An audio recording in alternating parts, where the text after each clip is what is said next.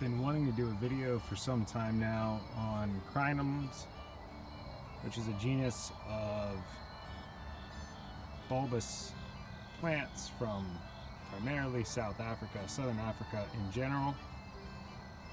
What we have here, to the best of my ability to determine, is a Crinum Bulbispermum, or a very high percentage of that. The orange river lily, which is definitely native to South Africa. These are very substantial clumps. I'll throw my hand in here to give you an idea of the size of the flowers. My nasty hand. These are pretty good sized plants.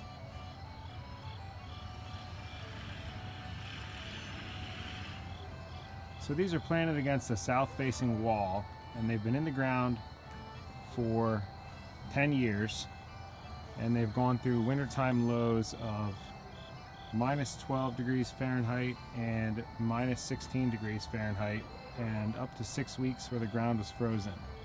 And these things have overwintered through all of that.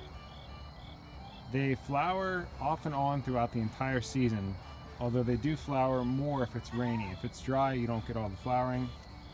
They're not terribly fragrant. Very, very slight fragrance. These don't seem to make any seed, and I'm not sure whether they are self-incompatible.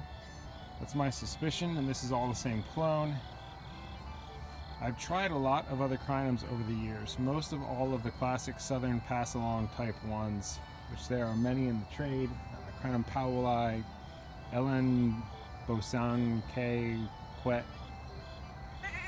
And they've never been hardy for me here. This is the only one that's consistently reliably hardy. I'm in zone 6B, and this one overwinters very consistently. And the crinum plants are also known as poison lilies, and the plants are not palatable to many insects or other animals. I've never had these attacked by any pests or diseases of any kind. And they flower off and on all summer, and they're effectively indestructible. In the deep south of the United States, where these are far more common than where I'm at, these things are immortal for all practical purposes, and an old home site can be identified in some cases by the ancient crinum lilies blooming, and they're oftentimes planted as cemetery plants because they will thrive with no care, and they're nearly indestructible. I think you could mow these things down or spray them with Roundup and they would probably come back just fine. Definitely one of my favorite hardy tropicals. So these are crinums. As far as I know, they're Crinum Bulbispermum, and if you know better than that, then feel free to leave a comment. But really beautiful plants, just excellent and easy to grow.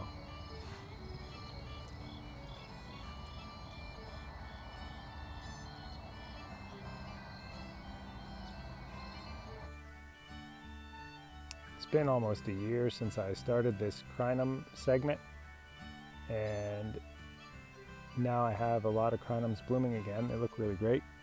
It is late June 2019. Forgive the weeds. Haven't got to weeding this bed yet. In any case, if you're watching this, it's been a long time since I put out any videos, so I wanted to say thanks to anybody who is subscribing and watching the videos, and apologize for not answering comments, etc.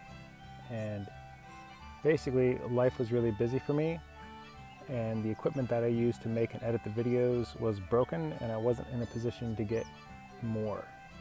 So I've solved the equipment problem, and hopefully the time issue will allow me to do some more videos coming up, because I have a lot of good things to do and a lot of footage that I shot over the course of the last year that needs to be edited and put together.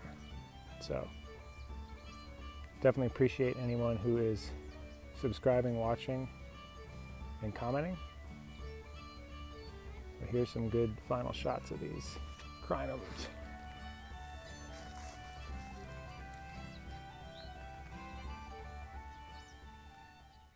So, how exactly does a South African native plant like Crinum Bulbispermum survive winters in Pennsylvania, USA?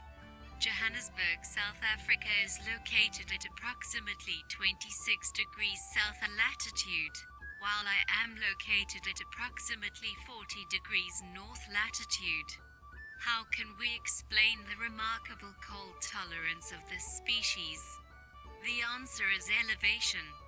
My elevation is about 250 meters above sea level, while Johannesburg sits at an elevation of 1,700 meters, or almost 2 kilometers.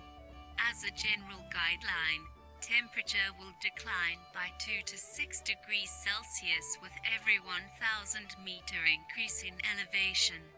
So, Johannesburg is dramatically colder due to high elevation than what would be expected from its latitude alone.